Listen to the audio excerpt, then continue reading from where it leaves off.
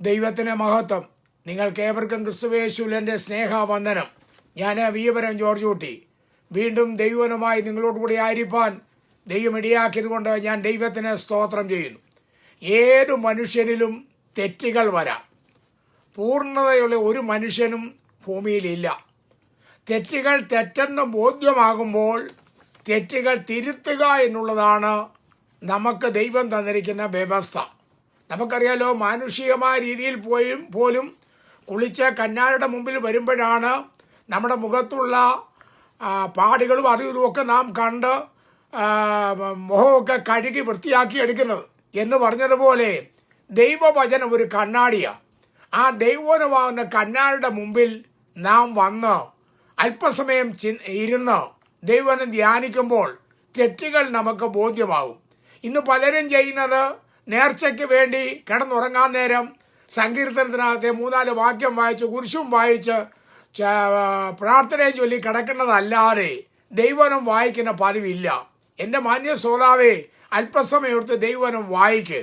ഞാൻ ഈ ചെയ്യുന്ന കാര്യങ്ങൾ ദൈവവചനത്തിൽ ഉള്ളതാണോ ഇല്ലയോ എന്ന് ഒന്ന് പരിശോധിക്ക്. അല്ലെങ്കിൽ കൺവെൻഷൻ പ്രസംഗങ്ങൾ നടക്കുമ്പോൾ ആ യോഗത്തിൽ പോകണം. അങ്ങനെ പോയി തിരുത്തപ്പെടുമെന്ന് അറിയുന്നത് കൊണ്ടാണ് പല പള്ളികളിലും കൺവെൻഷൻ പ്രസംഗങ്ങൾക്ക് പോകരുത് എന്ന് പുരോഹിതന്മാർ വിലക്കുന്നത്. പല പള്ളികളിലും അങ്ങനെ ചെയ്യാറുണ്ട്. ഒരിക്കൽ നെരണത്ത് ഞാൻ കേട്ടിട്ടുണ്ട്. നെരണത്തൊരു പള്ളിയിൽ ഒരു പുരോഹിതൻ അനൗൺസ് ചെയ്തു, പെന്തക്കോസ്തുകാരുടെ യോഗത്തിന് പോകരുത്, അവർ മനുഷ്യരെ പിടിച്ചുകൊണ്ട് പോകുന്നവരാണെന്ന് പറഞ്ഞു. അപ്പം ആ അവസരത്തിൽ അവിടുത്തെ ഒരു പള്ളിയിലെ അല്പ നവീകരണമുള്ള ഒരാൾ എഴുന്നേറ്റ് ചോദിച്ചു, അച്ചോ, കഴിഞ്ഞ മാസം നമ്മുടെ ചില അംഗങ്ങൾ കെട്ടി ശബരിമലയിൽ പോയല്ലോ, അച്ഛൻ അതെന്തുകൊണ്ട് അവരെ വിലക്കിയില്ല എന്ന് ചോദിച്ചു. ഉടനെ അച്ഛൻ പറഞ്ഞ മറുപടി ഇങ്ങനെ: ശബരിമലയിൽ പോയാലും അവർ തിരിച്ച് നമ്മുടെ സഭയിൽ വരും, എന്നാൽ പെന്തക്കോസ്തിൽ പോയാൽ അവർ തിരിച്ചു വരത്തില്ല. അപ്പം ഇത് പേടിച്ചാണ് കൺവെൻഷൻ ആരെയും വിടാത്തത്. അല്ല, നിങ്ങൾ പോകണം, നിങ്ങൾ കൺവെൻഷനിൽ പോയി ദൈവവചനം കേൾക്കണം. ദൈവവചനം നിങ്ങളെ ഉപദേശിക്കും. ദൈവവചനപ്രകാരം ജീവിപ്പാൻ ദൈവം ഇടയാക്കി തീർക്കും. നമ്മുടെ ക്രിസ്തീയ സമുദായ സഭകളിൽ അനേക അനാചാരങ്ങൾ നടക്കുന്നുണ്ട്. പെരുന്നാളുകൾ, റാസ, വെടിക്കെട്ട്, മരണാനന്തര പ്രാർത്ഥന, പള്ളിക്ക് ചുറ്റും ചുറ്റുക, ഇഷ്ടിക ചുമക്കുക, ഉരുളുക, മല കയറുക, മരിച്ചുപോയവരുടെ കല്ലറകൾ സന്ദർശിക്കുക, കിഴക്കോട്ട് മാത്രം തിരിഞ്ഞ് പ്രാർത്ഥിക്കുക. ഇതെല്ലാം ബൈബിളിലുള്ളതല്ല, ഇതെല്ലാം അനാചാരങ്ങളാണ്. ഇതൊക്കെ തിരുത്തപ്പെടേണ്ട കാര്യങ്ങളാണ്. തിരുത്തപ്പെടണമെങ്കിൽ പലപ്പോഴും തിരുത്തേണ്ടടുത്ത് കൊണ്ട് തിരുത്തണം. തിരുത്തേണ്ടതെന്ന് പറയുമ്പോൾ ദൈവവചനം വായിച്ചിട്ട് തിരുത്തണം. എന്നാൽ ചിലർ അങ്ങനല്ല, മറ്റുള്ളവർ ചെയ്യുന്നത് കണ്ടിട്ട് തിരുത്താൻ നോക്കുക. പണ്ടൊരിക്കലും ഒരു പഞ്ചായത്തിൽ ആദ്യമായിട്ട് സൈറൻ വന്നു. സൈറൻ വന്നവരെ സൈറൻ അടിക്കുവാനായി പഞ്ചായത്തിലെ വാച്ച്മാനെയാണ് ചുമതലപ്പെടുത്തിയത്. വാച്ച്മാൻ പോയി രാവിലെ അടിക്കണം, വെളുപ്പനെ അടിക്കണം, ഉച്ചയ്ക്ക് അടിക്കണം, വൈകിട്ട് അടിക്കണം. ഇങ്ങനെ വിവിധ സമയങ്ങളിൽ സൈറൻ അടിക്കുവാനായിട്ട് ഏൽപ്പിച്ചു. ഇവൻ്റെ കയ്യെ കിടക്കുന്ന ഒരു വാച്ച് പൊട്ട വാച്ചാണ്. ഇവന് ഒരു ക്ലോക്ക് കടയുടെ വാതിൽക്കൽ കൂടെ പോകുന്നത്. അപ്പം ഇവൻ്റെ വിചാരം ക്ലോക്ക് കടയിലെ ടൈം കറക്റ്റ് ആണെന്നാണ്. ഇവൻ ക്ലോക്ക് കടയുടെ വാതിൽക്കൽ ചെന്നാൽ ഇവൻ്റെ വാച്ച് കറക്റ്റ് ചെയ്ത് വെക്കും. എന്നിട്ട് പോയി സൈറൻ അടിക്കും. സൈറൻ്റെ ശബ്ദം കേൾക്കുമ്പോൾ ക്ലോക്ക് കടക്കാരൻ എഴുന്നേറ്റിട്ട് ക്ലോക്ക് കടയിലെ സകല വാച്ചും ക്ലോക്കും അയാളും തിരിച്ചു വെക്കും. ആ ക്ലോക്ക് കടക്കാരൻ്റെ വിചാരം സൈറൻ അടിക്കുന്നതാണ് കറക്റ്റ് ടൈം എന്നാണ്. എന്നാൽ സൈറൻ അടിക്കുന്ന പയ്യൻ്റെ വിചാരം, വാച്ച്മാൻ്റെ വിചാരം ക്ലോക്ക് കടയിലെ ക്ലോക്ക് ആ കറക്റ്റ് എന്നാണ്. ഇത് തമ്മിൽ നോക്കി കറക്റ്റ് ചെയ്യുക. മിക്കപ്പോഴും സമയം തെറ്റാറുണ്ട്. ഓരോ രാജ്യത്തിന് ഓരോ സ്റ്റാൻഡേർഡ് ടൈമുണ്ട്. ആ ടൈം അനുസരിച്ച് വേണം ടൈം കറക്റ്റ് ചെയ്യേണ്ടത്. അമേരിക്കയിലായിരിക്കുന്ന ഞാൻ ഇന്ത്യയിലെ ടൈം എൻ്റെ വാച്ചിൽ അഡ്ജസ്റ്റ് ചെയ്താൽ ശരിയായിരിക്കുകയില്ല. ഇന്ത്യയിലായിരിക്കുന്ന ഒരാൾ അമേരിക്കൻ ടൈം കറക്റ്റ് ചെയ്താൽ ശരിയാകുകയില്ല. അതാത് രാജ്യത്തെ സ്റ്റാൻഡേർഡ് ടൈം അനുസരിച്ച് നമ്മുടെ ടൈം അറേഞ്ച് ചെയ്യണം. അതുപോലെ ദൈവവചനമാകുന്ന കണ്ണാടിയിൽ നോക്കി ദൈവവചനപ്രകാരം ഞാൻ ചെയ്യുന്നത് ശരിയാണോ ഇല്ലയോ എന്ന് നാം കറക്റ്റ് ചെയ്യേണ്ടത് ആവശ്യമാണ്. തന്നെയുമല്ല, ലണ്ടൻ മ്യൂസിയത്തിൽ സൂക്ഷിച്ചിരിക്കുന്ന മുഴക്കോലിൻ്റെ നീളമാണ് ഭൂലോകത്തിലുള്ള എല്ലാവരും മുഴക്കോലിൻ്റെ നീളമായിട്ട് എടുത്തിരിക്കുന്നത്. ആശാരിക്ക് നീളം കൂടിയതുകൊണ്ട് മുഴക്കോലിന് നീളം കൂട്ടുവാൻ പാടില്ല. ആശാരിക്ക് നീളം കുറവായതുകൊണ്ട് മുഴക്കോലിന് നീളം കുറയ്ക്കുവാനും പാടില്ല. ബൈബിളിൽ വായിക്കുന്ന 119 സങ്കീർത്തനം 89 വാക്യം, യഹോവേ നിന്റെ വചനം സ്വർഗത്തിൽ എന്നേക്കും സ്ഥിരമായിരിക്കുന്നു. അപ്പോൾ ദൈവത്തിൻ്റെ വചനം സ്ഥിരമായത് അത് നോക്കി വേണം കറക്റ്റ് ചെയ്യേണ്ടത്. പലപ്പോഴും ഞാൻ ചിലപ്പോൾ വിചാരിക്കാറുണ്ട്, കൽപ്പന അറിയാതെ കുമ്പസാരിക്കാൻ പോയ യുവാവിൻ്റെ കാര്യം എനിക്ക് ഓർമ്മ വരുന്നു.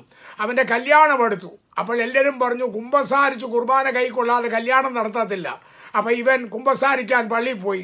പെട്ടെന്ന് അച്ഛൻ ചോദിച്ചു, കൽപ്പന എത്രയോടാന്ന് ചോദിച്ചു. അപ്പോൾ അവൻ പറഞ്ഞു 7. 7ഓടാന്ന് ചോദിച്ചപ്പോൾ ഇവൻ 15 എന്ന് പറഞ്ഞു. 15ഓടാന്ന് ചോദിച്ചപ്പോൾ 25 എന്ന് പറഞ്ഞു. ഒടുവിൽ അവൻ 100 വരെ പറഞ്ഞു. അച്ഛൻ ഇവൻ്റെ തലയ്ക്ക് ഒരു അടി കൊടുത്തിട്ട് പറഞ്ഞു, പോടാ പോയി കൽപ്പന പഠിച്ചിട്ട് പോടാ, എന്നിട്ട് കുമ്പസാരിക്കാമെന്ന് പറഞ്ഞു. ഇവൻ കുമ്പസാരിക്കാൻ പോയപ്പോൾ വേറൊരാൾ കുമ്പസാരിക്കാൻ വരുന്നു. അവനോട് ചോദിച്ചോടാ കൽപ്പന എത്രടാ? അപ്പോൾ അവൻ പറഞ്ഞു 10. ഉടനെ ഇവൻ പറയാ, ചെല്ലടാ ഞാൻ 100 വരെ പറഞ്ഞിട്ട് അച്ഛനെ അടിച്ചാ വിട്ടത്, നിന്റെ 10 കൊണ്ട് അങ്ങോട്ട് ചെല്ലാൻ പറഞ്ഞു. ഇതുപോലെ പലരുടെയും കൽപ്പനകൾ പോലും അറിയത്തില്ല, എന്താന്ന് പോലും അറിയത്തില്ല, ദൈവവചനം വായിക്കത്തില്ല, പുസ്തകങ്ങൾ വായിക്കത്തില്ല, പ്രസംഗങ്ങൾ കേൾക്കത്തില്ല. അല്ല, ദൈവവചനമാകുന്ന കണ്ണാടിയിൽ എൻ്റെ മുമ്പിൽ പോയി നിന്നുകൊണ്ട് ഞാൻ ചെയ്യുന്നത് തെറ്റാണോ ശരിയാണോ എന്ന് അവനവൻ തന്നെ ശോധന ചെയ്യണം. മത്തായി 5:18 ആകാശവും ഭൂമിയും ഒഴിഞ്ഞു പോകും വരെ സകലവും നിവർത്തിയാകുവോളം ന്യായപ്രമാണത്തിൽ നിന്ന് ഒരു വള്ളിയെങ്കിലും പുള്ളിയെങ്കിലും ഒരു നാളും ഒഴിഞ്ഞു പോകുകയില്ല. അപ്പോൾ പ്രമാണങ്ങൾ പലതും മാറും, എന്നാൽ ദൈവത്തിൻ്റെ വചനത്തിന് മാറ്റമില്ല. മത്തായി 24:35 ആകാശവും ഭൂമി ഒഴിഞ്ഞു പോകും, എൻ്റെ വചനങ്ങളോ ഒഴിഞ്ഞു പോകുകയില്ല. 1 പത്രോസ് 1:25 കർത്താവിൻ്റെ വചനമോ എന്നേക്കും നിലനിൽക്കും, അതാകുന്നു നിങ്ങളോട് പ്രസംഗിച്ച വചനം. 2 പത്രോസ് 3 വാക്യം, വിശുദ്ധ പ്രവാചകന്മാർ മുൻപറഞ്ഞ വചനങ്ങളും നിങ്ങളുടെ അപ്പോസ്തലന്മാർ മുഖാന്തരം കർത്താവും രക്ഷിതാവുമായവൻ തന്ന കൽപ്പനയും ഓർത്തുകൊള്ളണമെന്ന് ഓർമ്മപ്പെടുത്തുന്നു. വിശുദ്ധ പത്രോസ് പറഞ്ഞത് അപ്പോസ്തലന്മാർ മുഖാന്തരം തന്ന കൽപ്പനകൾ. അപ്പോൾ നമ്മൾ ഏത് പാലിക്കണം? ഇപ്പം കാണുന്ന ആത്മീയ നേതൃത്വം പറയുന്നവരല്ല. ബൈബിളിൽ നോക്കിയിട്ട് വിശുദ്ധ അപ്പോസ്തലന്മാർ തന്ന കൽപ്പനകൾ വേണം നാം ആചരിക്കേണ്ടത്. 2 പത്രോസ് 1:21 പ്രവചനം ഒരിക്കലും മനുഷ്യന്റെ ഇഷ്ടത്താൽ വന്നതല്ല, ദൈവ കൽപ്പനയാൽ മനുഷ്യർ പരിശുദ്ധാത്മ നിയോഗം പ്രാപിച്ചിട്ട് സംസാരിച്ചതത്രേ. അപ്പോൾ ബൈബിളിൽ കാണുന്ന ഉപദേശം പൗലോസിൻ്റെയും പത്രോസിൻ്റെയും യോഹന്നാൻ്റെ അഭിപ്രായങ്ങളല്ല, അവർ പരിശുദ്ധാത്മാവിൻ്റെ നിയോഗപ്രകാരം എഴുതിയതാണ് ദൈവത്തിൻ്റെ വചനം. യെശയ്യാ പ്രവചനം 34:16 വാക്യം, യഹോവയുടെ പുസ്തകത്തിൽ അന്വേഷിച്ച് വായിച്ചു നോക്കുവീൻ, അവയിൽ ഒന്നും കാണാതെ ഇരിക്കയില്ല, ഒന്നിനും ഇണയില്ലാതെ ഇരിക്കയില്ല. അവൻ്റെ വായല്ലോ കൽപ്പിച്ചത്, അവൻ്റെ ആത്മാവത്രേ അവയെ കൂട്ടിവരുത്തത്. അപ്പോൾ കാണുന്ന വിശുദ്ധ ബൈബിൾ 66 പുസ്തകമുള്ള വിശുദ്ധ ബൈബിൾ ദൈവത്തിൻ്റെ ആത്മാവ് കൂട്ടിവരുത്തി പ്രമാണിക്കുവാൻ ദൈവം നമുക്ക് തന്ന ദൈവവചനമാണ്. 2 തിമോത്തിയോസ് 3:16 വാക്യം, എല്ലാ തിരുവെഴുത്തും ദൈവശാസ്ത്രീയമാകയാൽ ദൈവത്തിൻ്റെ മനുഷ്യൻ സകല സൽപ്രവൃത്തിയിലും വക പ്രാപിച്ച് തികഞ്ഞവനായി തീരേണ്ടതിന് ഉപദേശത്തിനും ശാസനത്തിനും ഗുണീകരണത്തിനും നീതിയിലെ അഭ്യാസത്തിനും പ്രയോജനമുള്ളതാകുന്നു. അപ്പോൾ നമ്മളെ ഗുണീകരിക്കുന്ന ദൈവത്തിൻ്റെ വചനമാണ്. മാന്യ ശ്രോതാവേ, മുമ്പിലിരിക്കുന്നവർ പറയുന്നതെല്ലാം കേൾക്കാതെ, മുമ്പിലിരിക്കുന്നവർ കാണിക്കുന്നതെല്ലാം കാണിക്കാതെ ദൈവവചനത്തിൽ കൂടെ ഞാൻ ചെയ്യുന്നത് ശരിയാണോ ഇല്ലയോ എന്ന് പരിശോധിച്ച് ഘനമായിരും നീതിയായിരും മാത്രം അനുകരിക്കുക. ദൈവം നമ്മെ അനുഗ്രഹിക്കുമാറാകട്ടെ. തിരുവചനത്തിൽ വെളിപ്പെടുത്തിയിരിക്കുന്ന വിശ്വാസ സ്ഥാനത്തെക്കുറിച്ച് മുൻവിധി കൂടാതെ പഠിക്കുവാൻ ആഗ്രഹിക്കുന്നുവെങ്കിൽ ഞാൻ പ്രസംഗിച്ച 9 പാട്ടുകളുള്ള വിശ്വാസ സ്ഥാനം തിരുവചന വെളിച്ചത്തിൽ, ശിശുസ്ഥാനം തെറ്റോ ശരിയോ എന്ന വിഷയത്തെക്കുറിച്ച് 9 പാട്ടുകളുള്ള വീഡിയോ യൂട്യൂബിൽ ലഭ്യമാണ്.